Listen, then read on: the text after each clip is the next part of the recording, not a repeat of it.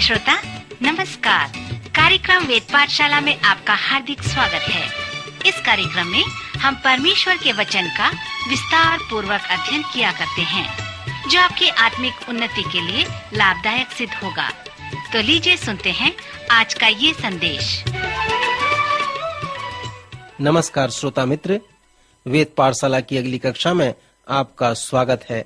श्रोता, इस सर्वेक्षण ने हमें पुराने नियम की उत्पत्ति की पुस्तक से लेकर नए नियम में पौलुस प्रेरित के अंतिम पत्री तक ले आया है। मैंने पौलुस के अंतिम पत्रियों में से प्रथम तीमुथियुस और तीतुस की पत्री का सर्वेक्षण किया, जो आपस में मिलते हैं। मैंने दूसरे तीमुथियुस की पत्री को अंत में रखा है, क्योंकि यह पत्री पौलुस प्रेरित की अंतिम इच्छा व नियम है। दूसरा तीमुथियुस के सभी पद कठिन परिस्थिति में लिखे गए हैं, जिसमें पौलुस ने तीमुथियुस के लिए उच्चारण किया है। पौलुस ने तीमुथियुस को एक अच्छे पास्टर के बुलाहट के लिए प्रशिक्षित किया है और उसे आदेश दिया है। दूसरे तीमुथियुस के दूसरे अध्याय के अंतिम पदों में पौलुस तीमुथियुस को उन आदेश पर स्मरण दिलाता है, जिसे वह पहले से उसे कह चुका है। मैं उन पदों को यहाँ पर लाता हूँ।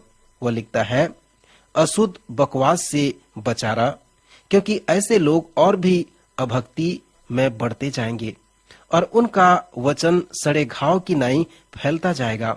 प्रभु के दासों को झगड़ालू होना नहीं चाहिए, पर सबके साथ कोमल और शिक्षा में निपुण और सहनशील हों और विरोधियों को नम्रता से समझाएं।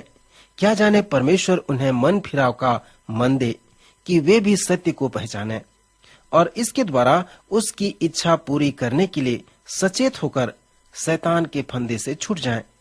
श्रोता, जैसे हम पौलुस के इन अंतिम वचन के अध्ययन में आगे बढ़ते हैं, जिसे उसने तीमुथियुस और हमें कहा है, तो हम दूसरे अध्याय के अंत में उस लेखांश में आते हैं, जहां पर पुराना पास्टर जवान पास्टर तीमुथियुस से कहता है कि कैसे लोगों की सहायता करें कि वे अपने अपने समस्याओं से छुटकारा प्राप्त कर सकें। आज हम इसे परामर्श कहते हैं। पौलुस व तीमुथियुस के दिनों में वे शायद उसे चरवाही करना कहते थे। पौलुस जवान पास्टर तीमुथियुस से कहता है कि उन लोगों की कैसी सहायता की जाए जिनके पास बड़ी बड़ी समस्याएं हैं, जिससे वे छुटकारा प्राप्त कर सकें।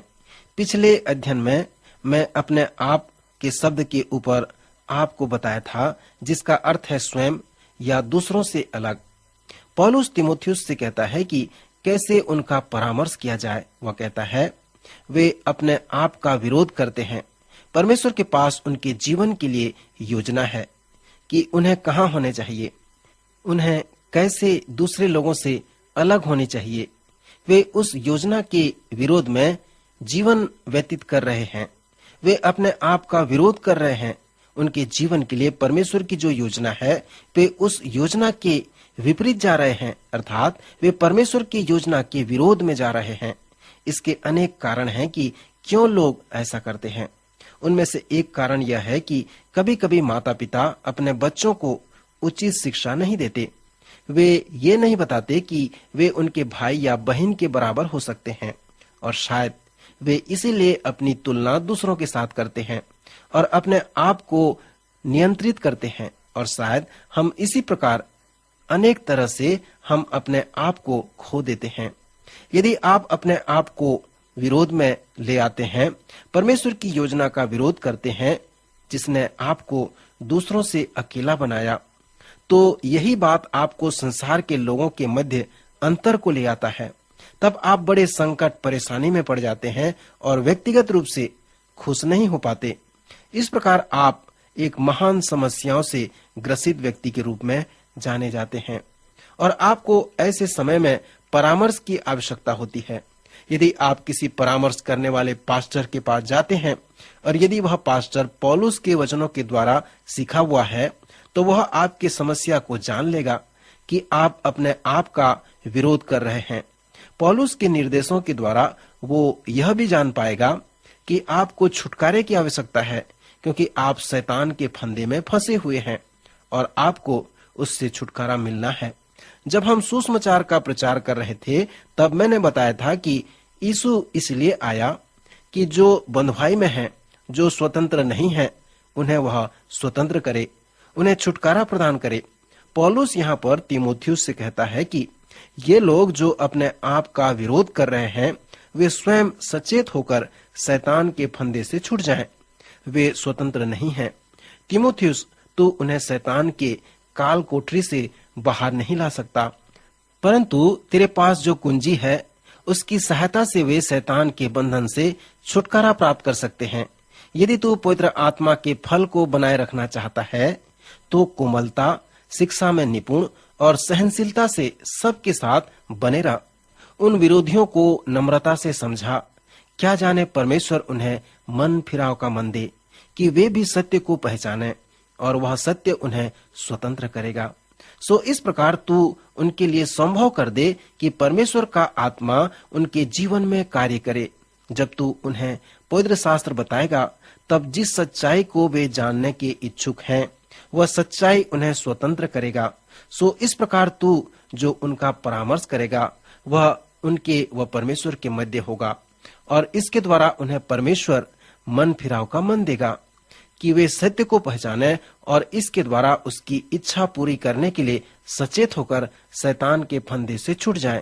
श्रोता मित्र, पौलुस जो यहाँ पर परामर्श करने वाले पास्टर की सेवकाई के विषय में वर्णन किया है, जब आप इससे समझ जाते हैं तो आप उन 4 महान रहस्यों का वर्णन करने पाएंगे जिसे मैं कई बार आपको बताया हूँ, अर्थात मैं नहीं परंतु वो है और वो मुझ में है और मैं उसमें हूँ। मैं नहीं कर सकता परंतु वो कर सकता है और मैं उसमें हूँ और वो मुझ में है। मैं नहीं चाहता परंतु वो चाहता है और मैं उसमें हूँ और वो मुझ में है। और फिर जब आश्चर्य कर्म होता है तो मैंने नहीं किया परंतु उसने किया, क्योंकि मैं उसके साथ था और वो मेरे साथ था। जब आप किसी व्यक्ति का परामर्श करते हैं और उसे शैतान की गुलामी से छुटकारा मिलता है, तब उसको छुटकारा देने वाले आप नहीं वरन परमेश्वर होता है।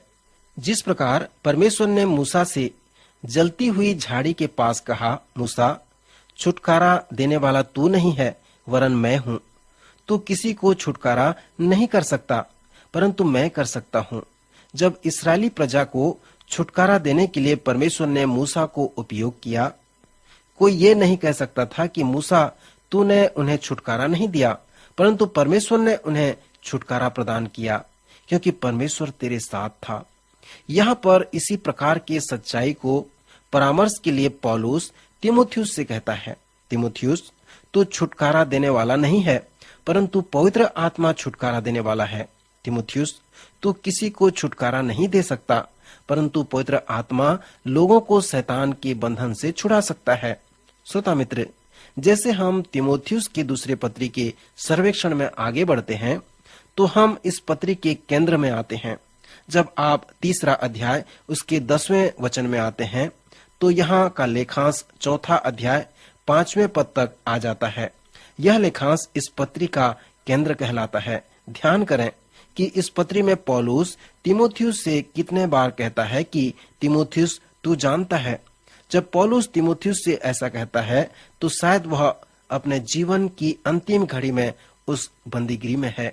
वह जानता था कि उसे मृत्यु दंड मिलने ही वाला है।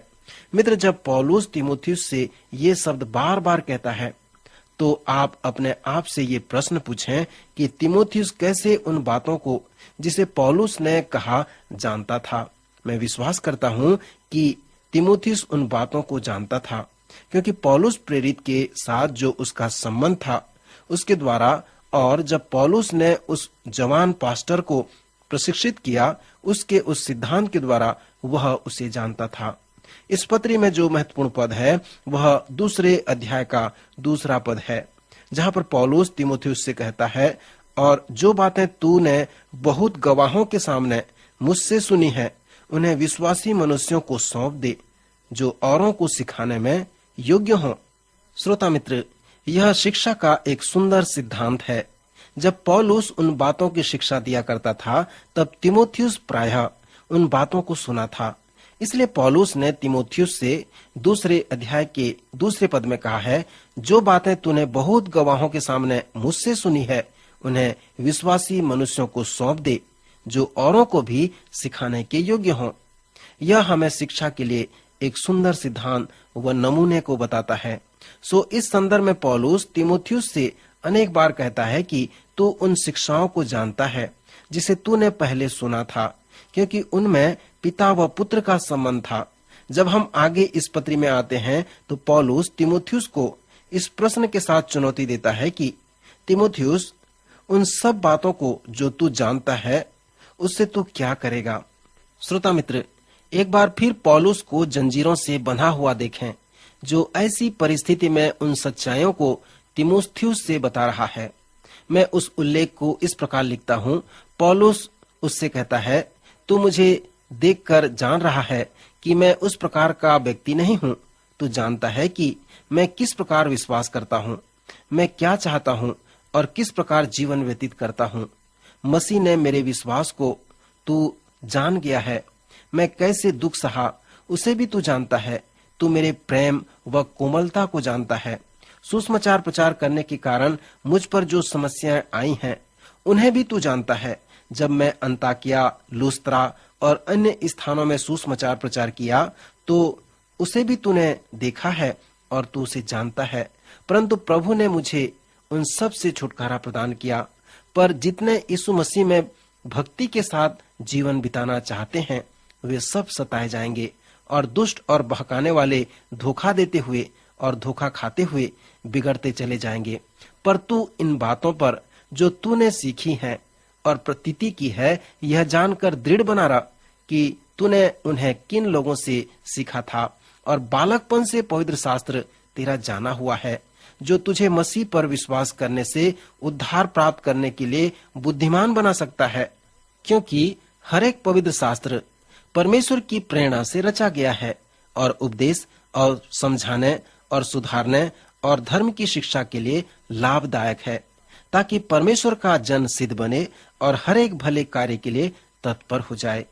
परमेश्वर और यीशु मसीह को गवाह करके जो जीवितों और मरे हुओं का न्याय करेगा, उसे और उसके प्रकट होने के और राज्य को सुधि दिलाकर मैं तुझे चिताता हूँ कि तू वचन का प्रचार कर, समय और असमय तैयार रह, सब प्रकार की सहनशीलता और शिक्षा के साथ उलाहना दे और डांट और समझा, क्योंकि ऐसा समय आएगा कि लोग खरा उपदेश न सहने पाएंगे, परंतु कानों की खुजली के कारण अपनी अभिलाषाओं के अनुसार अपने लिए बहुतेरे उपदेशक बटोर लेंगे और अपने कान सत्य से फेरकर कथा कहानियों पर लगाएंगे।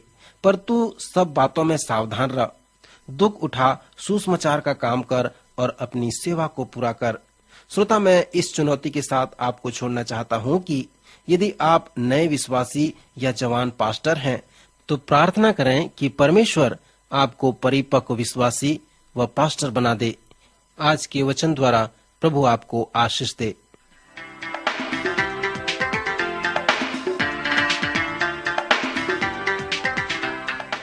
अभी आप सुन रहे थे कार्यक्रम वेद पाठशाला। श्रोता, हमें विश्वास है कि इस कार्यक्रम के द्वारा आपको आशीष मिली है। यदि इस कार्यक्रम के विषय में अधिक जानकारी प्राप्त करना चाहते हैं या बाइबल अध्ययन से संबंधित कोई प्रश्न हमसे पूछना चाहते हैं, तो आप हमें इस पते पर लिखें। हमारा पता है कार्यक्रम वेद पाठशाला, post box number 713, EN post, Faridabad 7। पता एक बार फिर सुन लीजिए। कार्यक्रम वेद पाठशाला, post box number 713, EN post, Faridabad 7। आज के कार्यक्रम का समय यहीं पर समाप्त होता है।